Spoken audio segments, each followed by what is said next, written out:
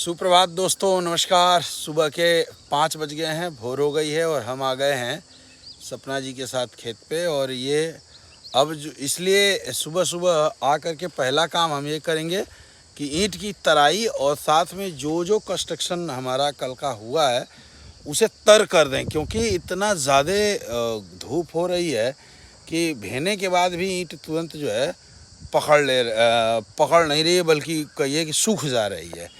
और ये इसमें पानी भी चला दूँ। दिन का इसके इंजीनियर आए थे तो उन्होंने कहा कि 14 दिन तक इसे आपको पकाना पड़ेगा। बस पाइप खींचो, पाइप। गर्मी से हालत बहुत ख़राब है। इससे बचने के लिए मैं बना रहा हूँ छाछ। देखिए, आइए दिखाता हूँ। दूध जो आता है मैंने इसमें डाल दिया था जोरन, मैं खुद ही डाला था। अब इसको इस तरह से दही को मत करके बढ़िया, और इसको पूरा एक भगोना बनाऊंगा जो है छाछ। इससे क्या होगा कि धूप में जब भी मकान बन रहा है वहाँ आना जाना होता है, बहुत थकान हो जाती है, जलता है। और इससे हम लखन लाल 2-2 गिलास मारेंगे, एकदम फ्रीज में रख देंगे, एकदम हो जाएगा ठंडा। और 2-2 गिलास मारेंगे, एकदम मस्त रहेगा। 2 लीटर छाछ बन के है तैयार। अब इसको डाल देंगे फ्रिज में, हो जाएगा ठंडा। खाना खाएंगे, उसके बाद पीना शुरू करेंगे। हम आ गए अपने प्लाट पे और ये देखिए आज का काम शुरू हो गया है। कल हमने इसे ढाला था और ये देखिए कैसा निकल रहा है, बढ़िया। देखिए, जो लोग कह रहे थे कि छूटे न तनिक भी, ये देखिए चारों तरफ, चारों कोने में दिखाऊं आपको, एकदम बराबर है। ठीक है मिस्त्री ना? Okay sir, okay report. देखिए मिस्त्री कह रहे हैं ओके रिपोर्ट है भाई। चलिए देखिए, तनिक भी ऊंच नीच नहीं है, एकदम बढ़िया फर्स्ट क्लास। ये देखिए एकदम चारों तरफ से जो है ये तनिक भी छूटा हुआ नहीं है। बहुत सारे लोगों का देखेंगे तो इधर उधर हो जाता है ना, ऐसा नहीं है। मिस्त्री काम ठीक कर रहे हैं, बिल्कुल बढ़िया। देखिए बजरी हो गई थी ख़त्म, ये आ गई बजरी। देखिए ये बजरी आ गई ढलाई के लिए।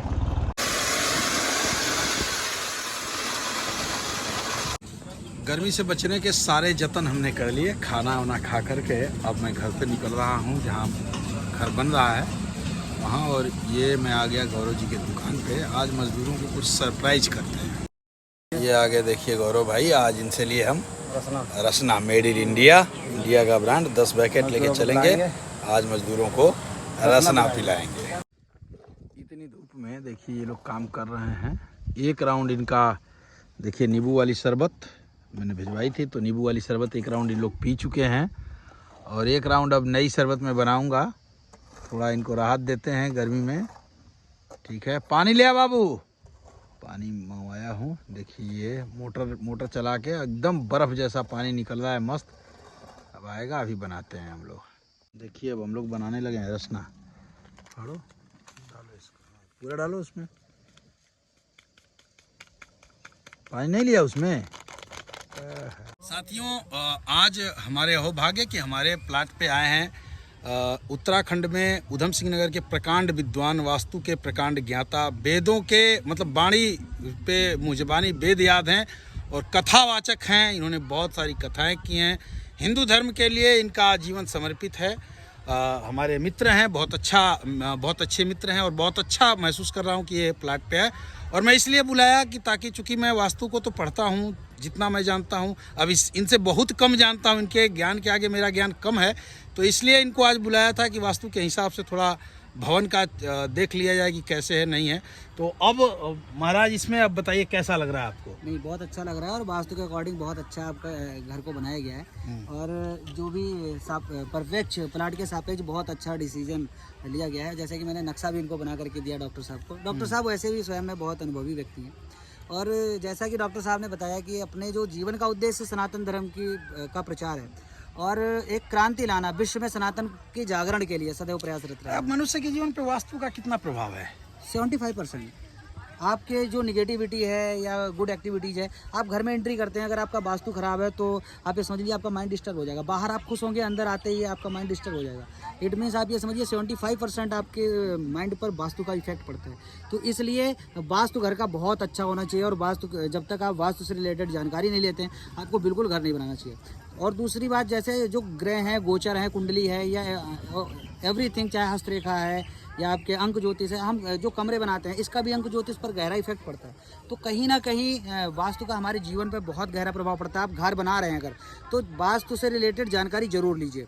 कोई भी चीज़ें हैं, अगर आप बहुत बड़ा घर बना दिए और घर में कोई ट्रेजेडी हो जाती है, इसका कारण ये है कि आपका वास्तु सही नहीं है। अगर पानी की जगह आपने अग्निकोण बना दिया, अग्निकोण की जगह पानी का बना दिया, तो आपने जो मास्टर बेडरूम है उसको स्टडी रूम बना दिया, या स्टडी रूम को मास्टर बेडरूम बना दिया, तो कहीं ना कहीं बहुत ज़्यादा आपके लाइफ पर गहरा इफेक्ट पड़ेगा इसका। तो इसलिए वास्तु से रिलेटेड जब तक आपको जानकारी बिल्कुल परफेक्ट ना हो जाए, घर बिल्कुल मत बनाइए।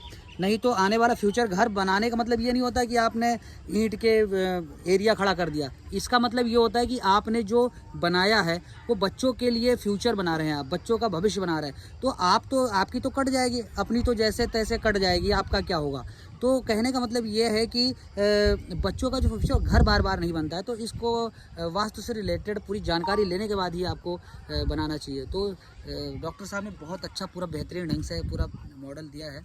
और अभी एक कंफ्यूजन है महाराज, आइए अब उस कंफ्यूजन की बात करते हैं। जैसे आगे चलिए, आइए राकेश जी। अब वास्तु के हिसाब से वास्तु ये कहता है कि दरवाजा हमारा, एक जो मेन दरवाजा हो बिल्कुल सेंटर में हो जी, यदि मैं सही हूं तो, मिडिल में। तो अब उस हिसाब से दरवाजा बताइए कहाँ होना चाहिए। दरवाजा जैसे दोनों प्लाट का ये जो, जैसा कि मैं देख रहा हूँ 45/6 है, ठीक है। तो इधर 22.3 22.3 और इधर 22.3। तो इस पोर्शन का हमें 5% ले लेना चाहिए, और इसका 5% लेना चाहिए। अच्छा। It means total of middle, मतलब इसको हमें 17.5 पर आप मान लीजिए 17 फीट इधर और 17 फीट इधर, और शेष को हमें अपने यहाँ पर इसे गेट कर देना चाहिए। चलिए, बहुत बढ़िया। दोस्तों, बहुत अच्छा लग रहा है। और ये अच्छी बात है कि एक तो सूक्ष्म वास्तु में एक वास्तु है और एक है सूक्ष्म वास्तु। मैं वास्तु जानता था, सूक्ष्म वास्तु के बारे में आज इनके मुखार बिंदु से पता चला है। और मैं प्रयास किया था कि अपने से कुछ बेहतर कर पाऊँ, क्योंकि मकान बार बार नहीं बनते, एक ही बार बनता है। और बढ़िया रहा। फिर इनसे और भी चीज़ें हैं, ये बार बार बुलाता रहूँगा, मैं इनको कष्ट देता रहूँगा। ये मित्र हैं, आते रहेंगे और फिर मैं आपको शेयर करूंगा जानकारियां। धन्यवाद।